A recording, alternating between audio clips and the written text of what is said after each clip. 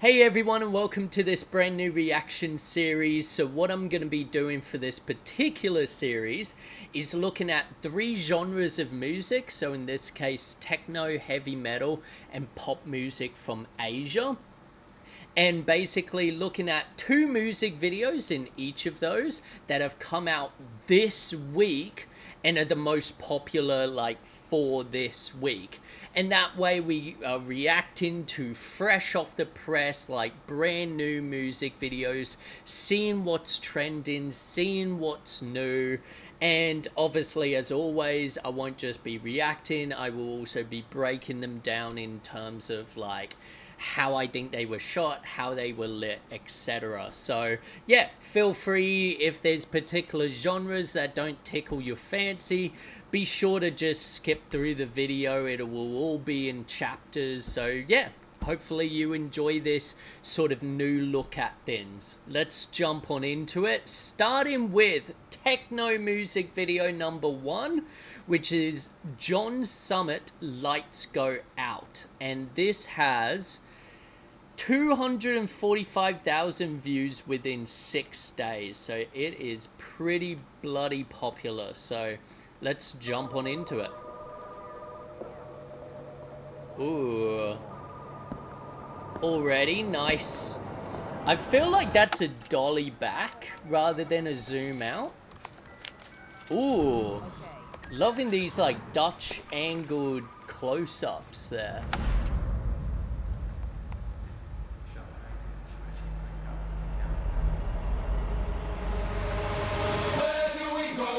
Ooh, nice bird's eye view.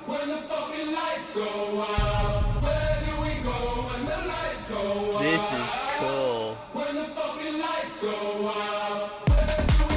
Oh, hell yeah.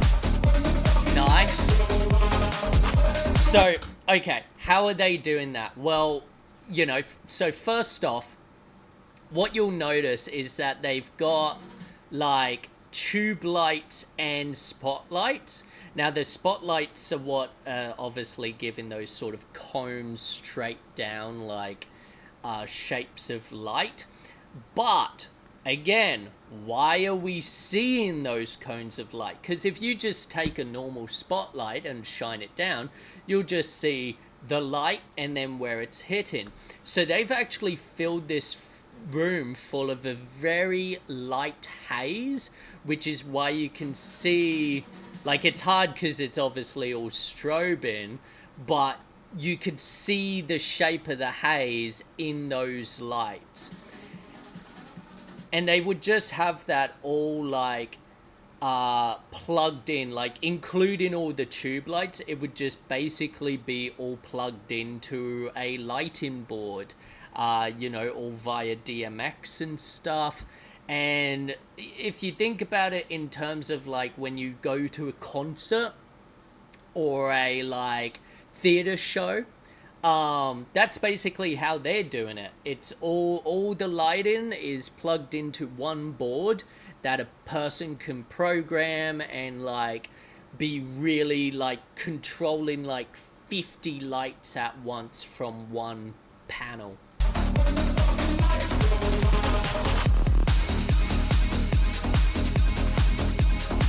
Awesome tune.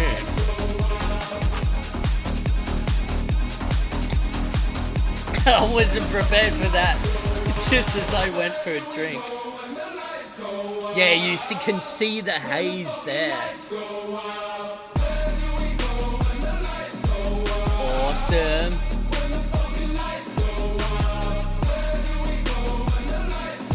This is cool. What a simple idea.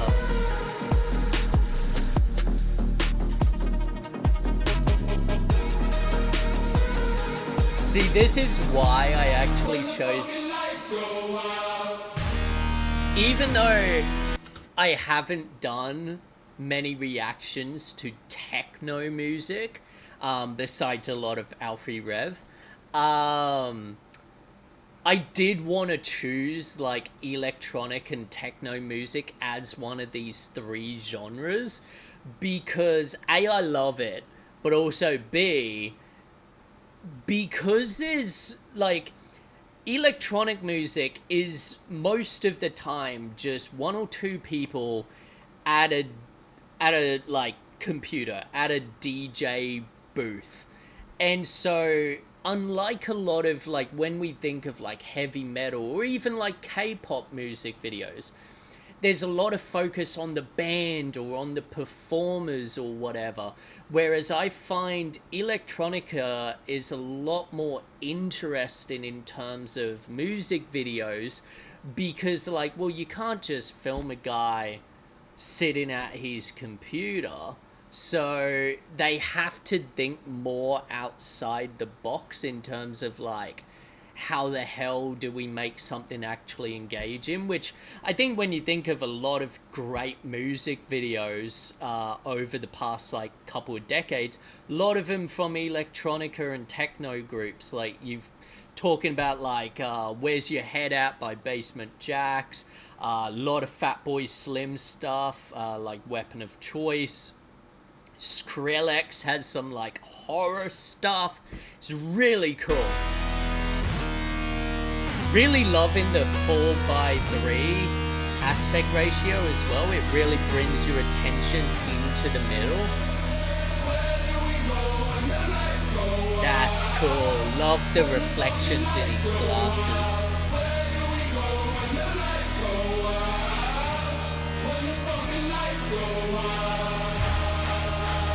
Oh shit. It's building up.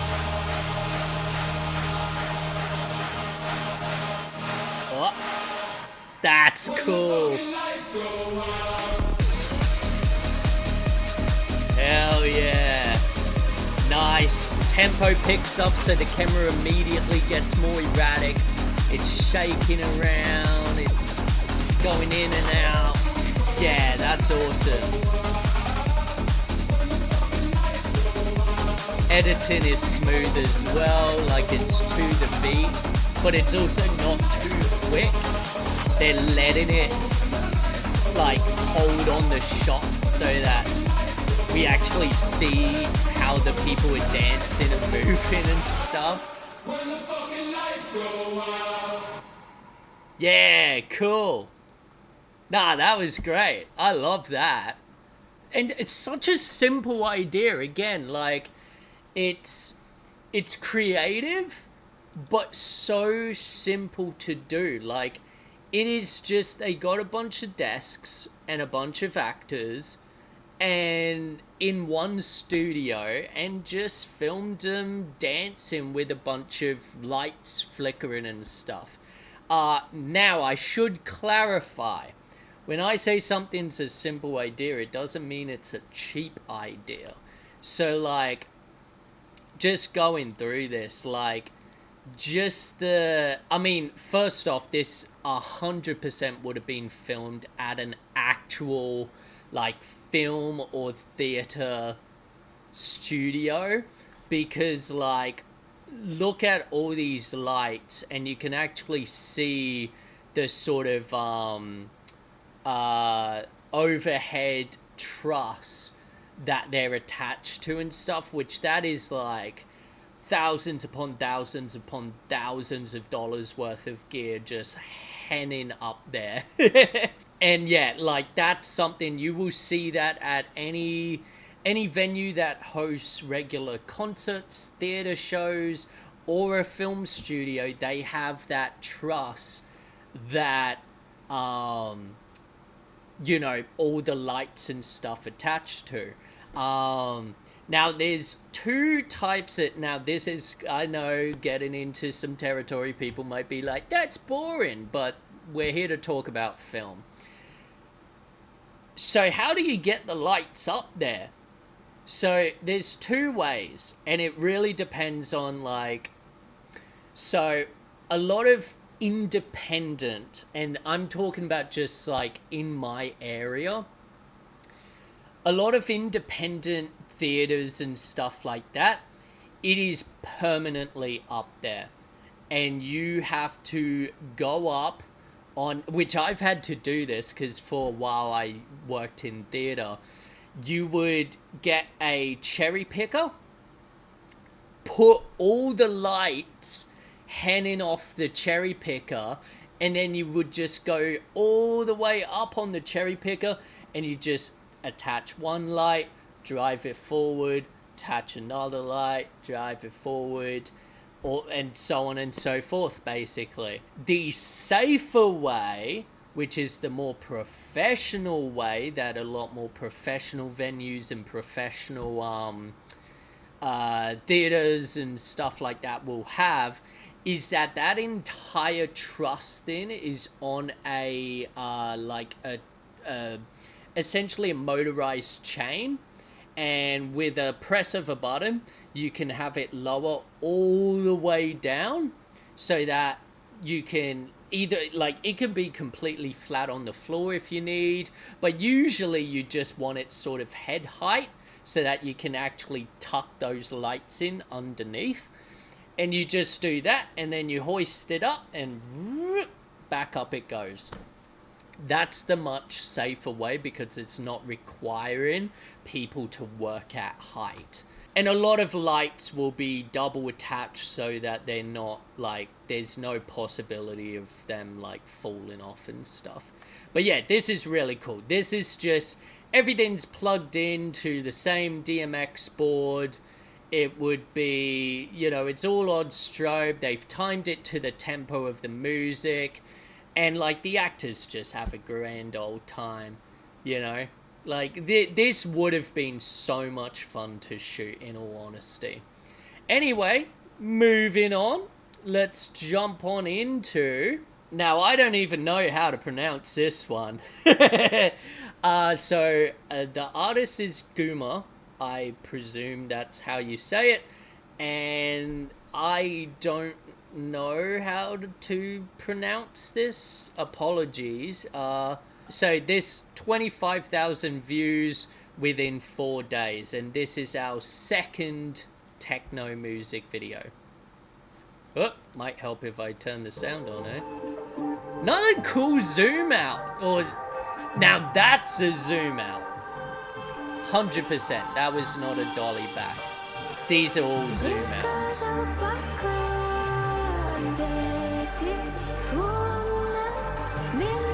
Zoom in. Oh, nice little camera movement there.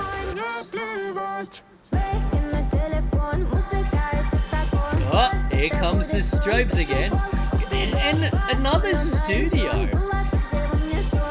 Oh, that was cool typography.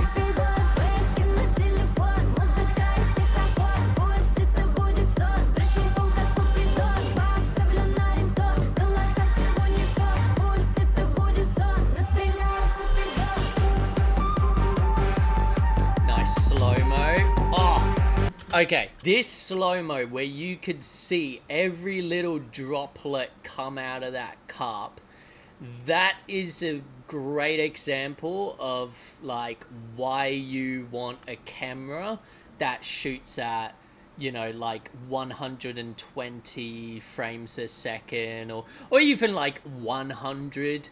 Obviously you can get frame rates a lot higher than that as well on particular cameras, but this is the reason. Like, if you want those specific details, you need a super high frame rate. Essentially what you're doing, for those who might be confused as to how's it work? Essentially, think of, when you're talking about frames per second, think of it in terms of pictures per second. So when you're talking about 30 frames a second, you're talking about your video camera is actually taking 30 photos within a second. And, you know, that's all video is. It's very quick photos put together. Now, obviously, when you have something that's a 100 photos, that's a lot more photos within that second, so it feels even smoother. It's less jarring, it's less, you know, all of this. But it also gives you the room that if you slow it down to where it's like maybe you're running a 25 frame a second timeline, and you want your final product to be 25 frames a second. That 100 frames a second lets you slow it down at least a quarter. Like, you could go a quarter speed, and it's not gonna be jarring. It's not gonna be like all stop motion-y. It's gonna look like a sort of relatively, normal 25 frames a second film, but everything is slowed down to such an extent. And then, obviously you've got things like when you're talking about stop motion, where, people move the little characters and stuff like that. That is actually typically 12 frames a second. And again, because it can be more choppy and stuff like that. So that's where you run into issues, where one of the first sort of mistakes a lot of like videographers and stuff will make on their first couple of jobs is they want to do some slow-mo, but they don't know the frame rate rule, and instead of, let's say, filming at 50, slowing it down half to make a 25 frame a second project, they'll accidentally film in 25, and then they're trying to slow it down, and it's looking like stop motion where there's genuinely like no fluidity to the movement. Anyway, long tangent, sorry about that. Loving these zoom in, zoom outs, this is great. And that would just be a camera on a tripod. Cool effect, boom, let's talk about it. Awesome effect.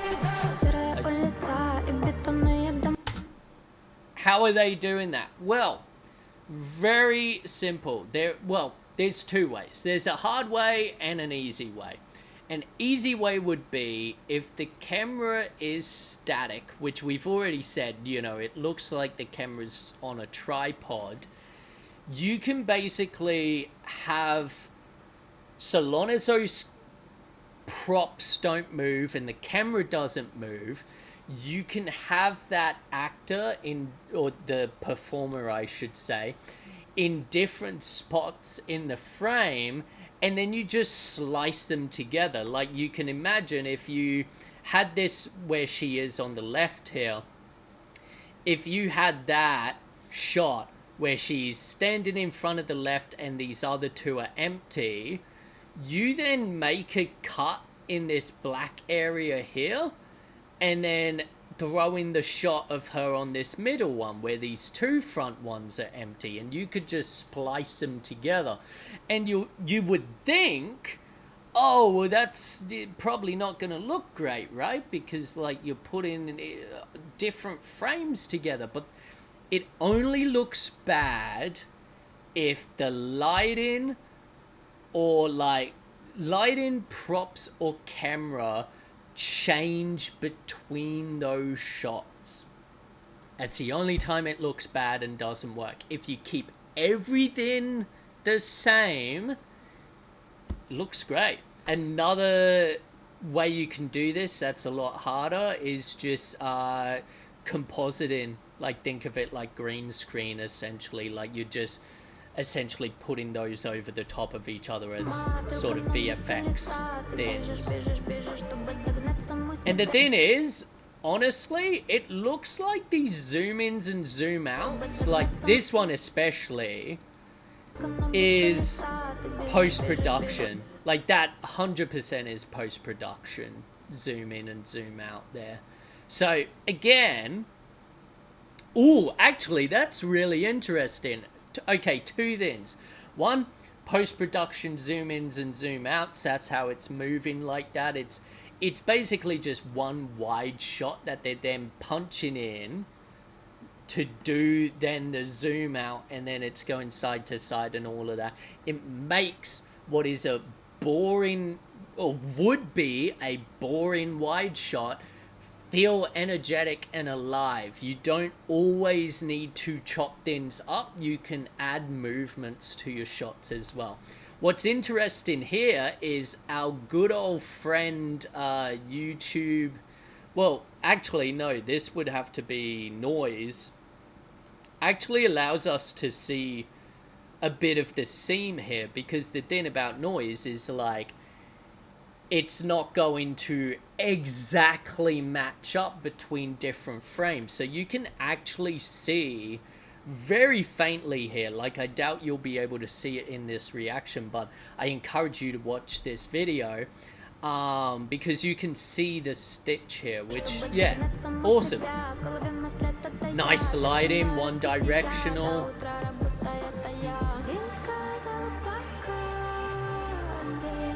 Looks like it's relatively front on, like front high. And we can tell that by the shadows under her cap. Usually, hats are a big no-no, especially caps, because you're gonna get those shadows, sometimes like, you know, covering the eyes. It's a good way to make someone look creepy, but usually when you're doing beauty stuff, you want to avoid hats. Or at least bounce a bit of that light up into that face to fill it out. So I really appreciate that they've done it here. Really awesome music videos, super energetic, lots of post-production, like effects, movements, etc. And yeah, I do, as I was saying about the hat, usually they're a no-no, but I love the fact that they did it, because, you know, this isn't trying to be like, oh, look how beautiful she is, it's like a perfume ad. This is about energy, it's about vibe, and they executed that perfectly. Now, let's jump into our first heavy metal music video, which is Motionless in White, which I can already hear a bunch of my friends rolling their eyes and being like, that's not heavy metal, but here we are. So, 6 days ago, 1.3 million views. It is currently number 10 on the music trending chart. So we'll be the fucking judge of that.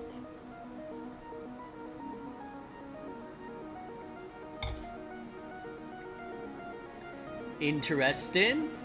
Bit of CG. Or maybe that's a matte painting. That's definitely CG for obvious reasons. Cool. Bit of like distortion. Yeah, they put like a sort of like Gaussian blur on these shots to make it feel more intense.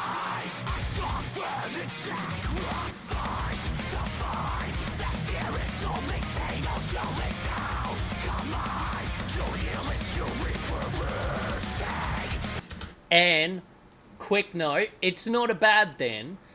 Quick note, they've also not just added like that sort of little bit of Gaussian blur to like make it feel more intense in some of those close-up shots, but they've also added artificial like camera shake, or in some programs it's called the wiggle effect. Again, very useful when you're like not sure if you want your camera to be shaky or not. Real camera shake always looks better and obviously more believable, but there's no point, like it's a lot safer to get a nice like static shot and just add that energy in post-production, because you don't want to like reach post-production and be like, oh my god, I'm shaking too much, like it's out of focus, it sucks, you know.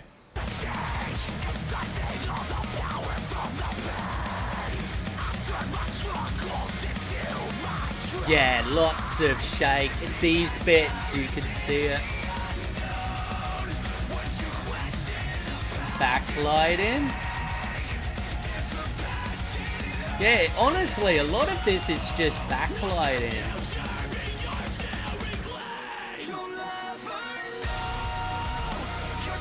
Ooh, that flare. I feel like that's artificial. Which again, not a bad thing. But yeah, I feel like those are artificial flares. Because they're not the type of flare that I would expect.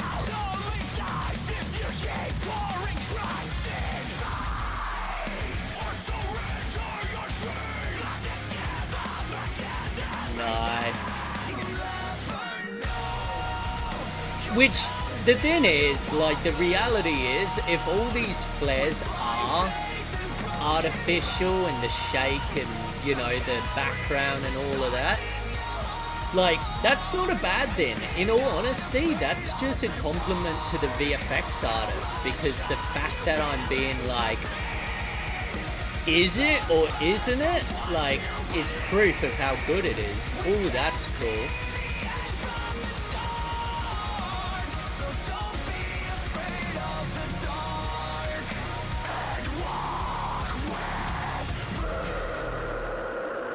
This is some Star Wars shit.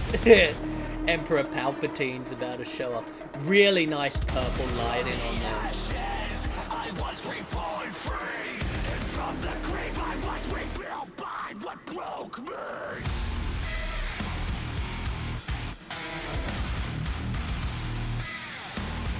I do like the detail that through the, like, obviously, like, it's meant to be because, like, holograms, but I love the fact that you can see the background through the holograms. Like, that's a cool effect that they put detail in, because if you think about it, like, they could have just had it be a blank empty void behind these holograms so that it makes their life easier. Now, in terms of the holograms, how do you do that? Well, basically, it would be a bunch of, like, probably, in all honesty, like, green screen shots that they've gotten, of each band member. And then all you're doing is you're throwing that into... So, let's take this shot as an example. You've got him standing here. He might even, well, yeah, I mean, he'd have to be. He would be on a green screen right now. And this whole area they're in is VFX, which, I mean, it looks great.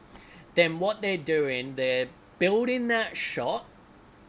So they're doing all of that. And then they're taking these other green screen shots of these close-ups of band members, and they're throwing them in, turning them to a purple, I guess it really is more of a pink hue, and then lowering the opacity.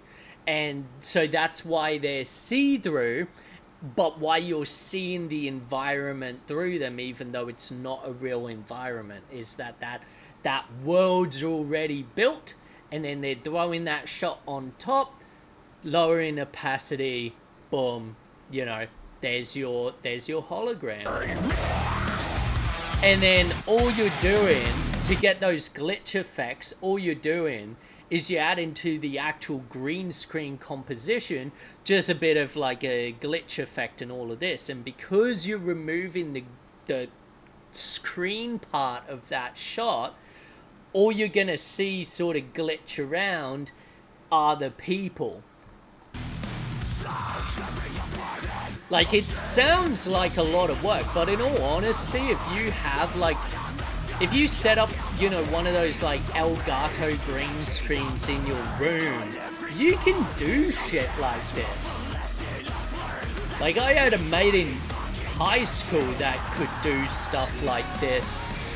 Not all of this. Like, yeah, the environment's crazy. But those holograms, 100%. He used to do like heaps of YouTube stuff like that. That's nice backlighting.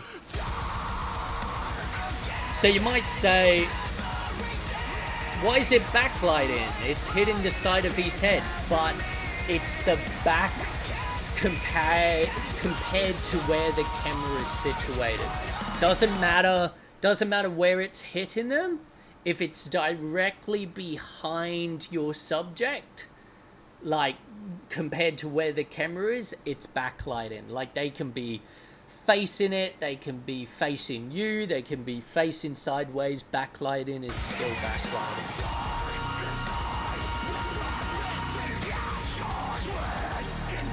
Yeah, really cool VFX.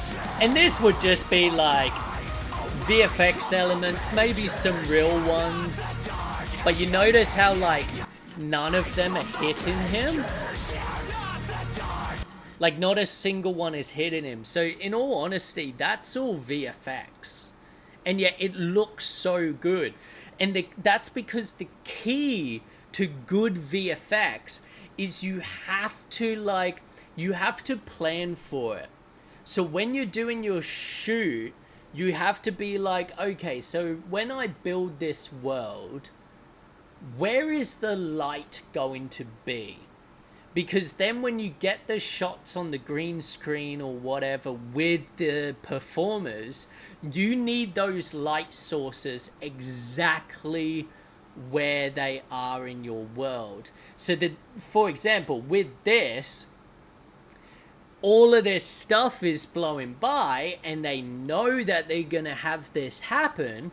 So they would probably get either an industrial fan, or I use a leaf blower, and you just sit there and you would blow the front of their head, and that's causing their hair to move, and it looks so good because it actually fits the world that, like, when they were filming this, doesn't exist, but they planned for it. So yeah, really awesome.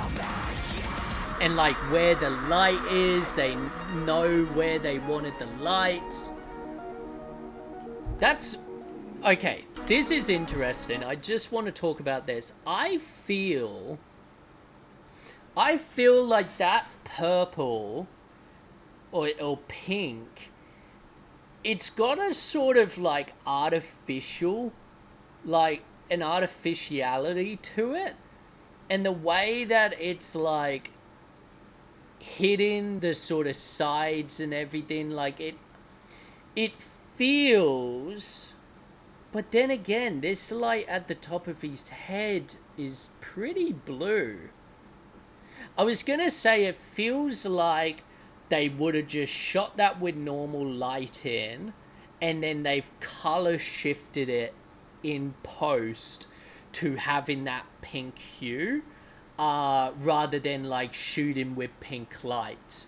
Yeah, hard to say, because it really does have that artificiality to it, like that feeling to it, but that blue on the top of the head would suggest otherwise. So yeah, interesting. I mean, to be fair, they could have just masked his head and neck and color shifted that, you know, without doing the rest.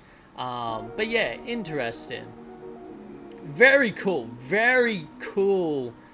VFX shots and just world building and everything in that one. Like, that was that is like a masterclass of what you can do music video wise with post-production.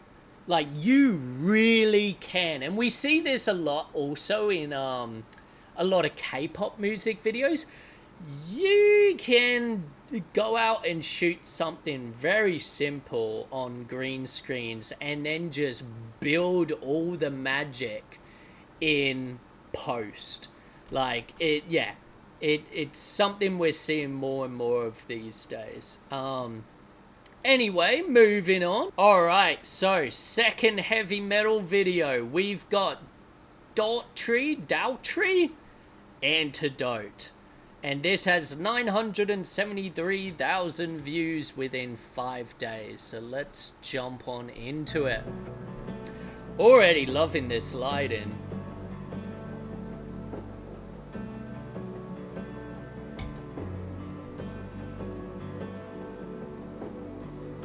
Very cool. Oh, that's cool. Okay. They are using a lens filter and I fucking love it.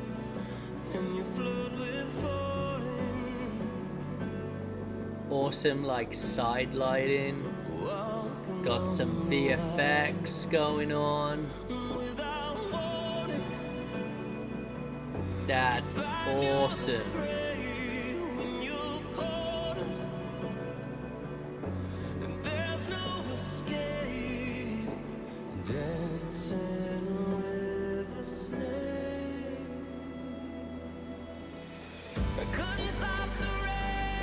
Okay, we need to talk about it. So, how are they doing this? Well, first off, okay, can you do it in post-production? 100%. Like, you know, they could just be overlaying the shots, you know, playing with opacity and that to get these effects. But another way of doing it, and I'm actually going to grab one because I've got one, the joy of having all this stuff. So, you can get lens filters, which look like this. And you can get all sorts of different types, right? This particular one is a kaleidoscope, so you can actually see, like if I hold it there, you could see the effect it has on my head. And honestly, and like I'm going to do a video on these, hey, you want to shoot music videos? Just buy a bunch of these, in all honesty. They are so useful for when you're just like, man, you know, this band, all they can afford is like, you know, they can't afford any story stuff. They can't afford any fancy lighting or whatever. They just want me filming the band performing. How the hell do I make it interesting? Well, you slap one of these on. I mean, look at that. Like, it's awesome. Like, swirls and all of that. I've also got, like, a ghost effect one. I've got, like, split diopters. Like, this one's funny. It distorts. But, yeah. Super awesome. I will say, honest advice, don't, like, buy... You will find companies trying to sell them for like $100 each. It's a piece of glass. You don't need to spend that much. Honestly, you can get them for real cheap if you go on like AliExpress, Amazon, etc. Like, you'll find them. They're a bit hard to find, but you'll find them. You can also get screw-on ones as well, but I prefer these because you can actually hold them like in front of the lens and move them how you want. You can take them away for a bit where you don't want there being any effects, and then you bring it back in, whereas obviously screw on, like, you would have to stop filming, take it off the lens and all of that. So I reckon that's what they're doing here. Really nice lighting though. They just sat behind him, up high as well by the looks of it, because it's mostly hitting the back of his neck and head.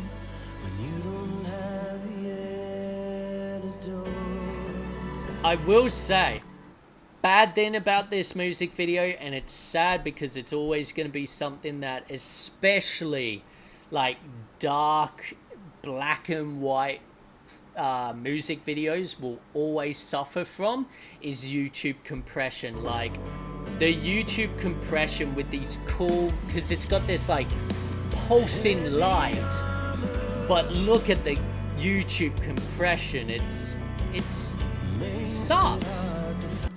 Oh, Another quick thing. Sorry, I know I keep pausing, but look, they've wet the ground so that instead of just boring, emotionless flooring that just like looks bland, we actually see shapes in them. We see the drum kit. We see sort of the white trouser leg here of this guitarist by the looks of it.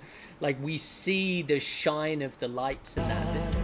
Again, all you gotta do, you're filming in a boring warehouse, wet the floor with a hose, and like, just what it adds to your lighting. Like, look at that. What it adds is just so beautiful because it reflects and like refracts the lights. Oh, hell yeah. Damn, that's real rain. Well, as in like, you know, it would be a rain machine, but they're actually, yeah, letting it soak them. That's fucking cool. Because I'll tell you what now, there's a lot of bands that would just be like, oh, can we just like, you know, have it falling in front of us so we stay dry, but it looks like we're in the rain, and it never looks good.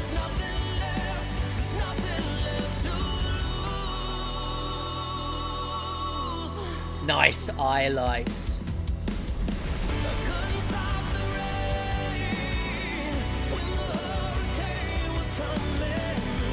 Yeah, this is awesome.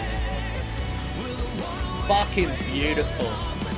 And honestly, this is the type of thing, this is why you shoot black and white. Like, because it takes away so many like distractions in like color and, oh, does this CGI look realistic or not? You focus on the beauty of the lighting in the cinematography. Like that, those clouds and that look great. But you can imagine if it was all in color, it could look bad. But in black and white, yeah, looks phenomenal. That's awesome. And I love that the foreground element that they've got here of like the rain like pouring down the lens. Awesome. I would say they've done that by having a piece of perspex in front of the lens, and then, you know, the water's dripping down in front of that. That's fucking cool. Or, in all honesty, now thinking about it, because they were like actually in rain, they probably just had the camera in a underwater housing unit, which, you know, is what divers use for cameras and stuff. And yeah, they would just have the camera in that, and you know, it's still going to give you those crisp images, but you're going to have that rain hitting and running down in front of the sort of where the lens points out. So yeah, that was fucking cool. Really awesome. All right, and now we switch over to Asian pop. So when I say Asian pop, it's like, it's a whole variety. Like, it, you know, I don't want to stick it to one country of like, oh, just K-pop or whatever. I want it to be like K-pop, J-pop, you know, Indonesian pop, Philippines pop, Chinese pop, you know, just, yeah. I think there's so much interesting stuff within that genre coming out of Asia. So yeah, I want to see more of it. So 5 million views in 6 days. This is 108 Tokyo Drift.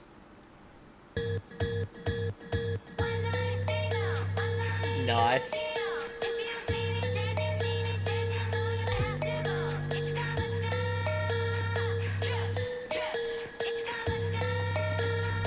Damn. Cool VFX there. Oh my god, there's already so much happening. Camera movements are nice.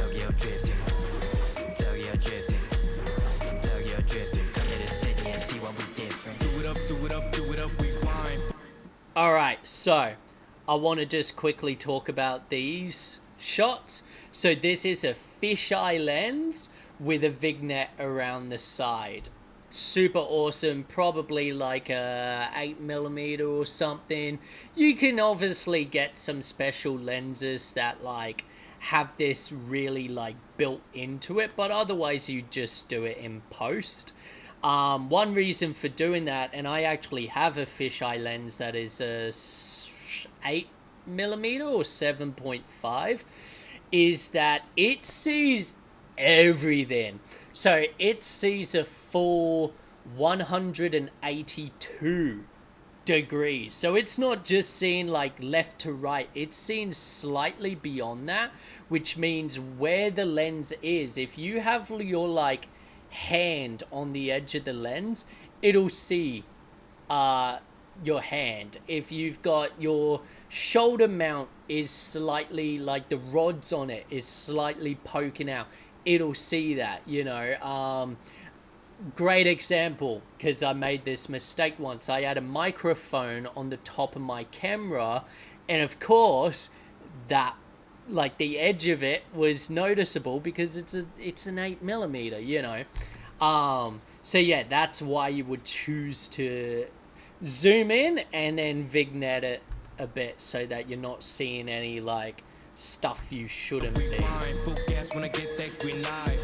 Nice top light in these. Damn. Awesome camera movements. Bird's eye. Oh, that's cool. I love shots like this. It's such a good tool. So like what it is, I mean, there's a few ways you could get this, but it's a Dutch, wait, no, how would they get that? How? I'm actually curious now. I'm like, wait a second, how did they get that?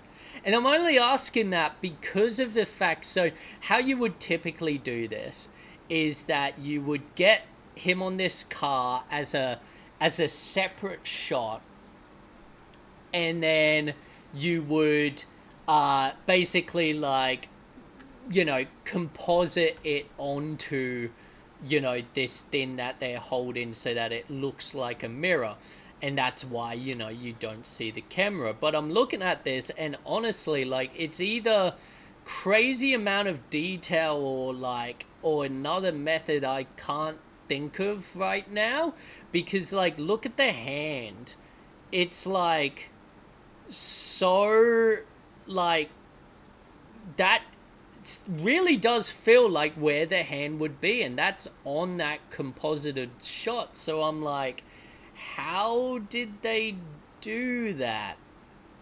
Yeah, very interesting. That's how it goes. That's how it goes.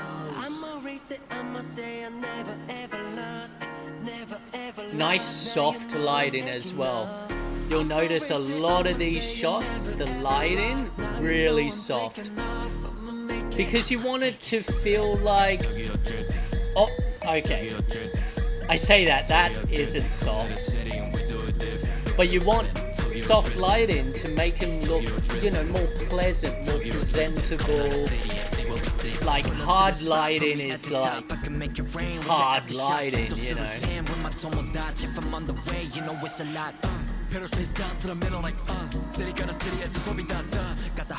Love all the sets and stuff. The green fire is awesome. This is cool. The mirrors.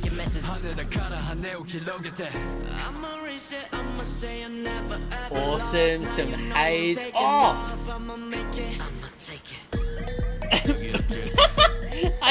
That was so fucking random. Head on.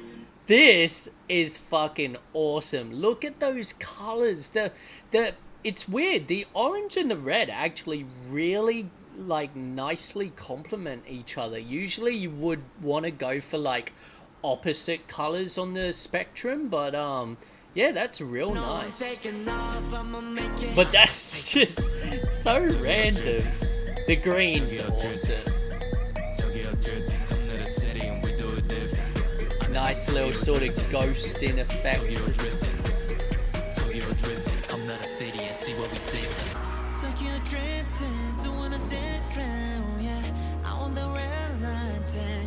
Such a cool set.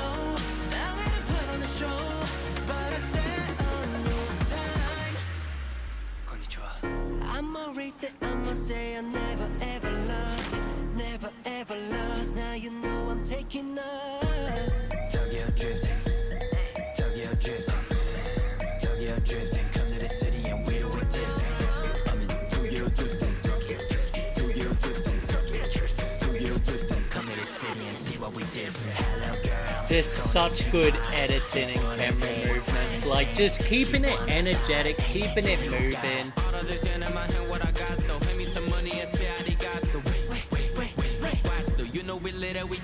Like even that bit with the wait, like it just matches the tempo so well. Love that green fire.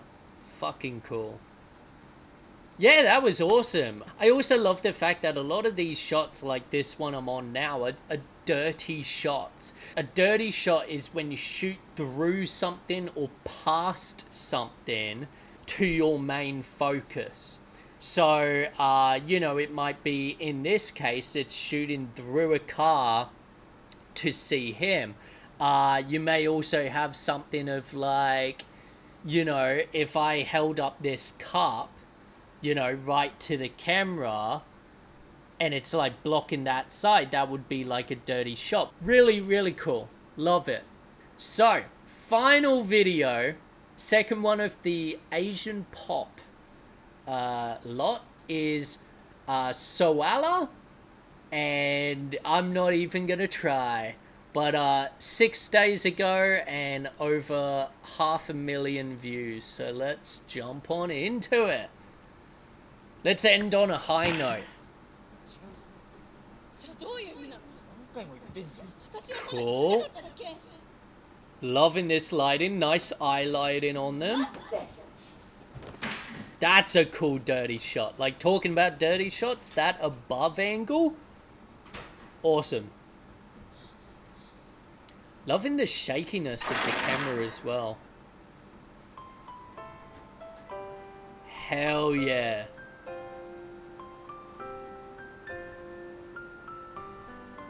Very cool VFX shots.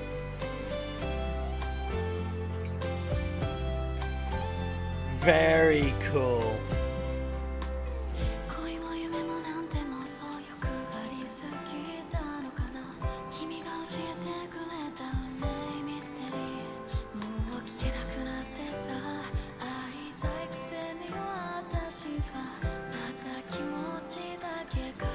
Nice little sort of like harder like edge light. Nice eye lights there.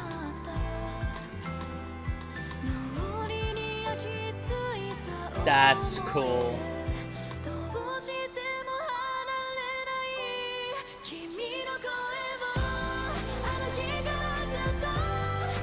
Very cool. And you're seeing those eye lights every time they go into that close-up. You're seeing those eye lights. Very important.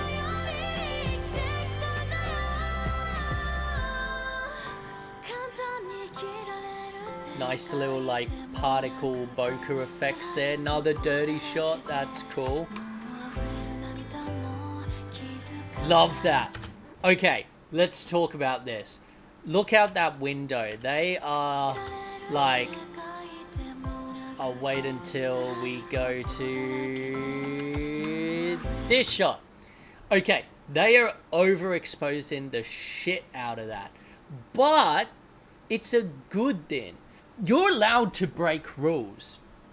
Believe it or not, you are. It's just you've got to understand the rules before you break them. That's always the at the end of the day, like when you watch interviews with famous directors or cinematographers, that's what they'll always tell you. They'll say, hey, like, you can not do 3-point lighting, or you can do, you know, chuck filters on lenses and this, that, and the other. But before you do any of that, make sure you know how to actually get a good shot. Because the reason why this is great is they've overexposed it so that it feels dreamlike. It immediately separates this scene from the scene previous, or even like a memory instead of a dream. It immediately puts us in that headspace. So from a story perspective, that overexposure is like phenomenal, like incredible work. But you see, when it goes back to them, it does, and this is why you know that whoever's the cinematographer on this knows what they're doing. Because yes, they're overexposing that window to give it that dreamlike or like memory, happy place vibe. But then when we're flipping back to their faces, really nice soft lighting on both of them. Beautiful. Nice eye lights again. That's a really trippy effect as well. Hitting us with the warmer lighting now. Again, it's that happy vibe. That's fascinating. How did they do that? The fact that those movements are actually hitting her make me wonder if they're instead of a light, shooting a projector onto her, and they've got like an effect playing on the projector screen. Really cool. Nice. Immediately different from those overexposed. There we go, talking about it. Warm lighting, nice, happy, boom, suddenly we're dark.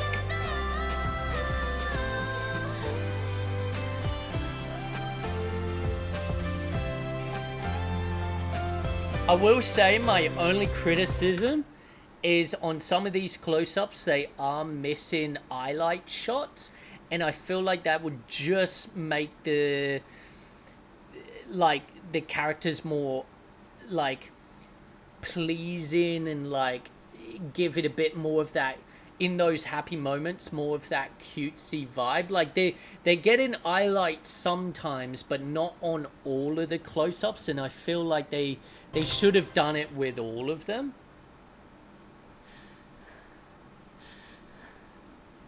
Cool, breaking the song.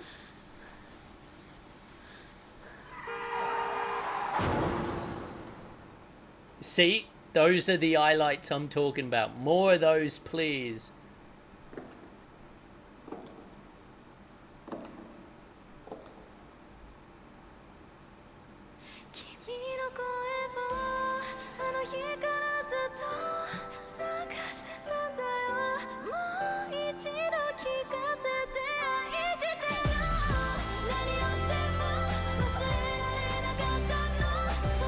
Interesting.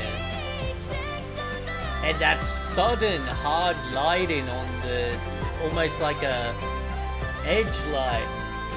That's a cool shot. They've got some like fog and smoke machines. Oh, damn. That went real dark.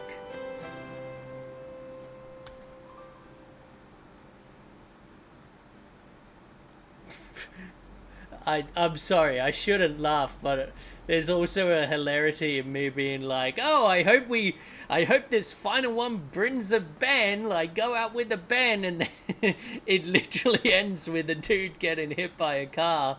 That's pretty dark. Um, okay. I do just want, first off, really liked this music video. I think the biggest downside is, like I said, in a lot of these close-ups, they're missing those highlights. But, you know, that's such a minor criticism. I also found it really interesting, the use of, like, shaky cam. Like, that makes it feel really, like real and lived in, right? One thing I will point note to, and this is why it's very important as a music video creator, understand your genres, understand like the rules of like target demographics and you know, what's okay, what's frowned upon, etc. Because what you'll notice, right, is he's gotten hit by a car. There is no blood or wounds on him whatsoever. Now, if this was a heavy metal music video, he'd be covered in blood. If this was like a rap music video, he'd probably have like a bit of blood on him. But it's the fact that like this is a pop music video. Most likely they want it to be G-rated. They want it to be safe for kids and families to watch. When you're someone like me who's every time I do a music video, it's in a completely different genre from the last one and the next one, you have to mentally remind yourself like, okay, like I'm doing a country music video, so I need to keep in mind to like whatever ideas or shots or setups or whatever I have to keep in mind the like rules of that genre and the type of people that will be watching it. For example, I needed a actor for the country music video. I had to make sure that any actors with tattoos, that there was no like satanic tattoos or offensive tattoos or like rude tattoos, because again, like who's going to be watching the video? It's a predominantly Christian families like type of video, so you can't be like, you can't have a guy walking around that has the words like fuck you on his hand. Like it's not gonna work.